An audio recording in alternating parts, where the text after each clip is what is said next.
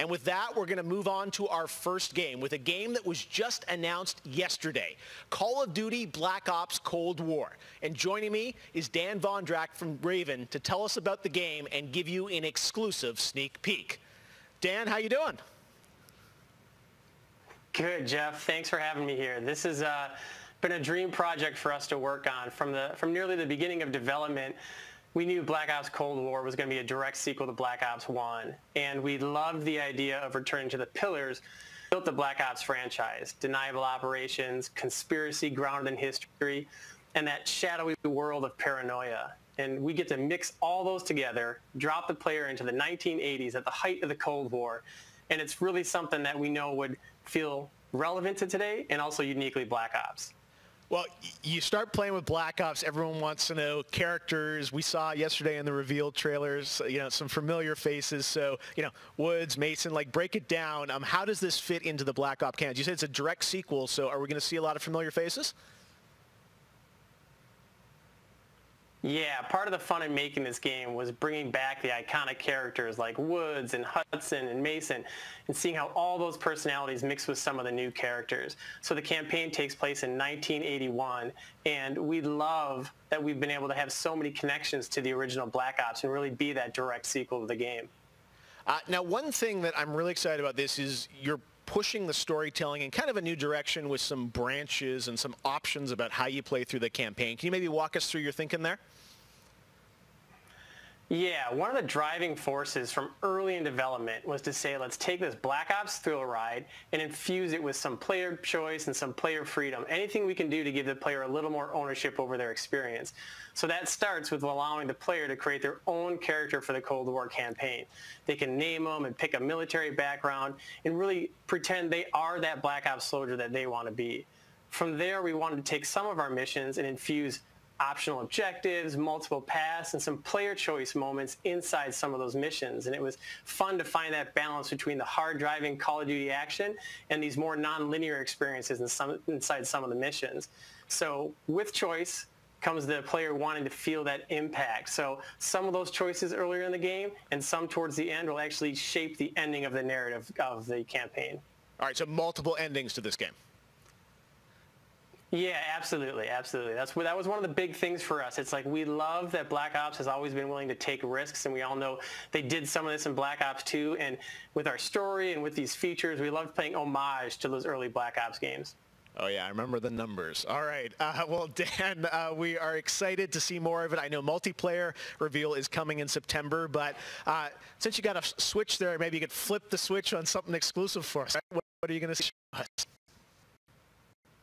Yeah, absolutely. This is really exciting because this will be the first time we've done this outside the walls of the development studio. This is a scene from earlier in the game, and it's a critical point that really shows the narrative of the world, shows this threat that our heroes are going to be battling. So let's take a look.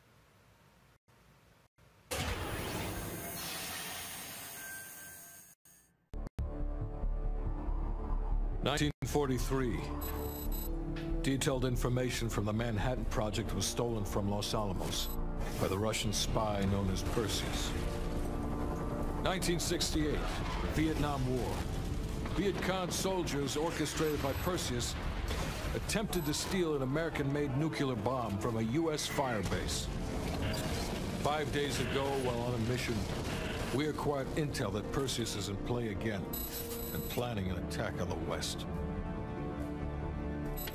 Perseus. The CIA's analysts consider him to be the single largest threat to the free world. Mr. Hudson, we're all aware of Perseus. We're also aware he's more myth than fact. I mean, personally, I think he's nothing more than the Russian boogeyman. General Haig, allow me to introduce the man best suited to respond to that. CIA clandestine special officer Russell Adler.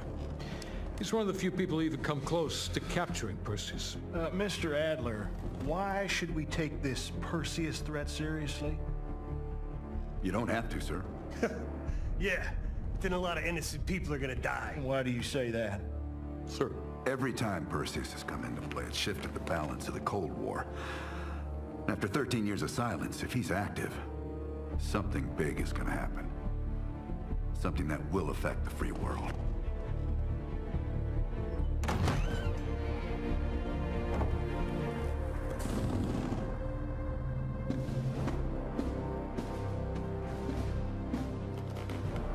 Mr. President. Sir. Mr. President.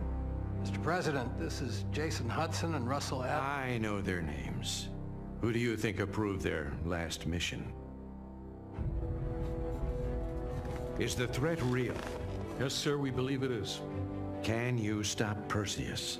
We can, sir. I've already submitted the requisition for my team. Sir, their requests are highly irregular. Most likely illegal if the press gets a hold. What the hell are you talking about? Do you know who we are? Every mission we go on is illegal. Sergeant Woods, plausible deniability is the backbone of our work. Al, we're talking about preventing an attack on the free men and women of the world. Give Mr. Adler whatever he wants. Gentlemen, you've been given an important task. Protecting our very way of life from a great evil. There is no higher duty. There is no higher honor. And while few people will know of your struggles, rest assured, the entire free world will benefit.